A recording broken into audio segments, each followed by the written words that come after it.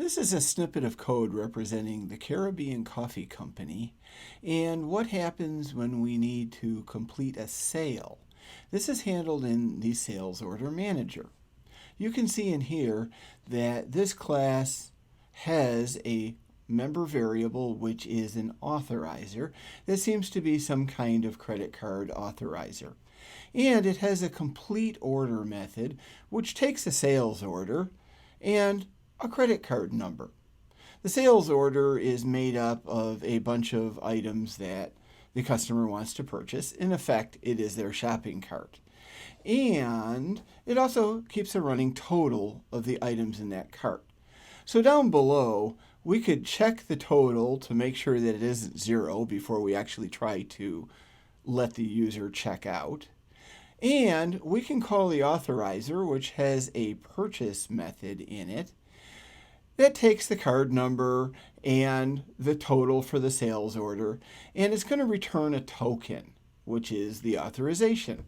If the token is null, then it wasn't authorized. If the token was not null, then it is going to be authorized.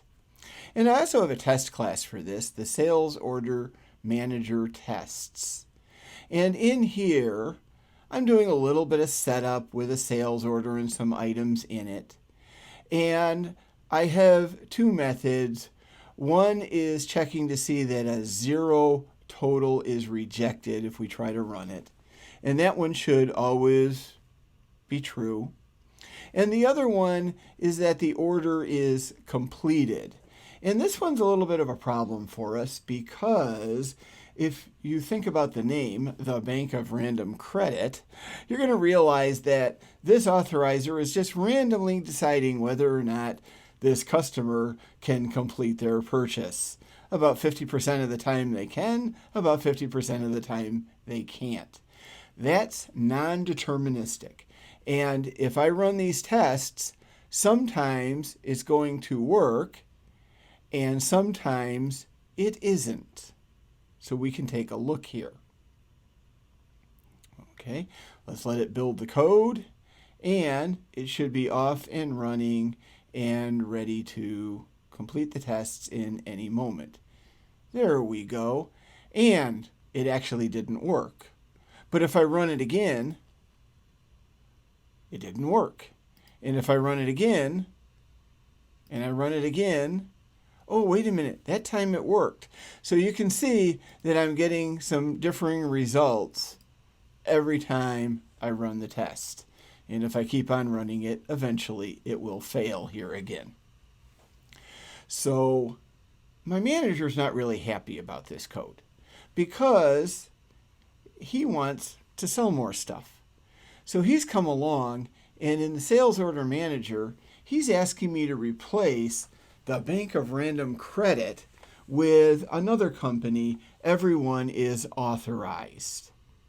Well, I'm looking at the code and I'm figuring it's a little bit of a time to refactor stuff in here too. And I don't exactly like some of the practices that were used when this was written.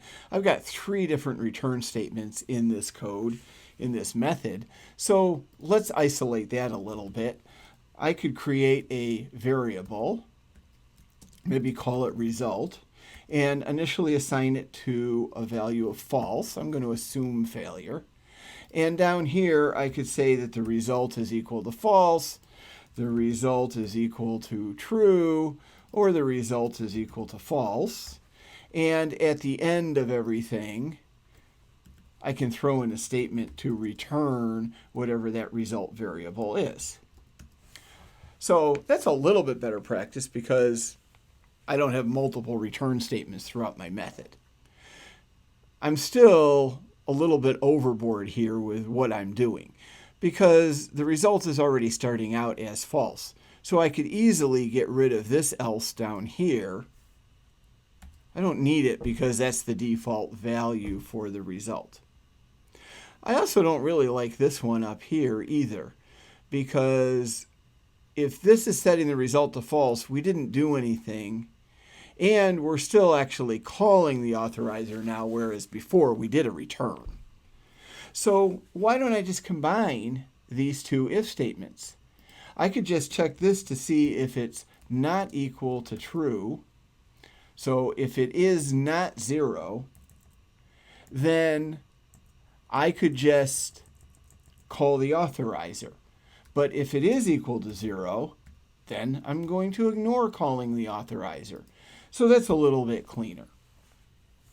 And if you want to take it to the extreme, I could literally just say, hey, the result is equal to this statement, and I no longer even need the parentheses. Okay, and now we're just down to this. And in fact, I don't really even need this. I could just assign it to the variable. And if I wanted to get really, really tight, I could just return that one value. So that's a little bit cleaner. Now, I still don't like the member that's being initialized on line 14, because while it's perfectly legal to initialize a member in static space, and it's only going to happen when the instance of the object is initialized, it's really a lot nicer to have a constructor do this work for us. So let's make a constructor here, the sales order manager, and we can just tell it to set the authorizer equal to my new bank of random credit authorizer. So that's being taken care of in the constructor. Just a little bit better place to do it. Back to my manager. My manager wants me to use everyone is authorized as a service, because he hears that they authorize a lot more customers, everybody, and we're going to make a lot more money because all of our customers will get authorized. So their authorizer, I discover, is the allow, I'm sorry about that, is the always authorizer. Always authorize, and that breaks my new operation down here. So let's fix that. We'll get a new always authorized in here, if I can spell. But that breaks this down here because it apparently doesn't seem to have a purchase method, which makes a lot of sense because these two things belong to different service providers. They're not my code. We added them to this project. So if I come in here and hit dot, what do I have available? Oh, look, there's an authorized method. That's probably pretty good. But watch out, because it's going to take a double amount and a string, which is the number. So that's backwards from what I had. Let's fix that right now first. And this still isn't a double. It's a big decimal because we were doing things in a financial world, and we're thinking that doubles are a little bit inaccurate there. Unfortunately, this particular service provider doesn't seem to feel the same way, but I can easily make the double out of the big decimal. So everything is good there. Now, everyone is authorized, is supposed to authorize everyone. So if I go back and I run my tests again, well, it does have to put it back together, so that's going to take just a moment here. But I got 100% okay because it's always authorized. And no matter how many times I keep clicking this, it's going to be 100% okay because it's always authorized. Unfortunately, my manager just showed up again, and they're telling me, look, we really wanted you to go to this because we were trying to get more sales. And we are getting more sales because everybody is authorized. But we've also discovered that we're not actually getting paid.